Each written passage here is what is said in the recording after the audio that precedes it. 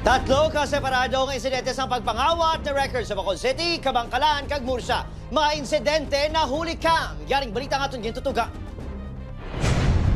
Kasubong nga nagakatulog sa sulod sa computer shop ang lalaki nga nakasando. Sa kilid, makita ang isa pa kalalaki nga nagapanilag sa palibot. Amat-amat na gali, nga ginakuot sa nakasando nga lalaki ang masinsilyohon sa piso net.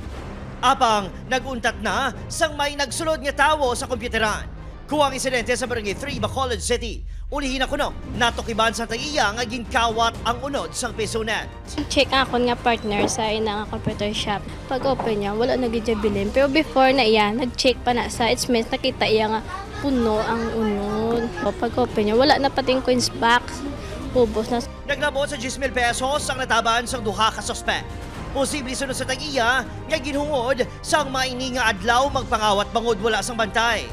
Gabunan niya, ara yang nga daw sigurado ginang hulag mo, but those persons nga nagubra sini, kita mo na aware na sila nga may CCTV. Nadakpan na ang isa sa mga suspects. Samtang ginapangita pa ang nakasando nga suspect.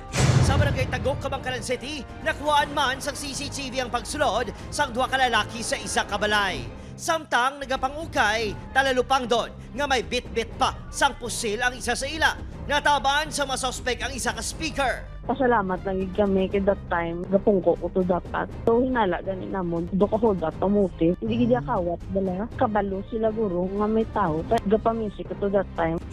Samtang sa kuha sang CCTV sa Barangay Casilayan, Murcia, makita ang paglabay isang isa ka tricycle.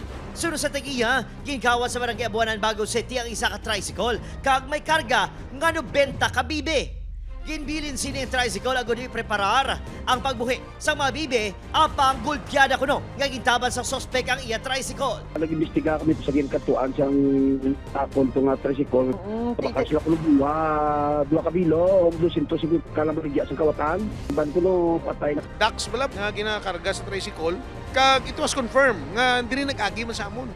Parayon pa nga ginapangita ang suspect. Opo, kay Herald Eka, Adrian Pretos, One Western Visayas.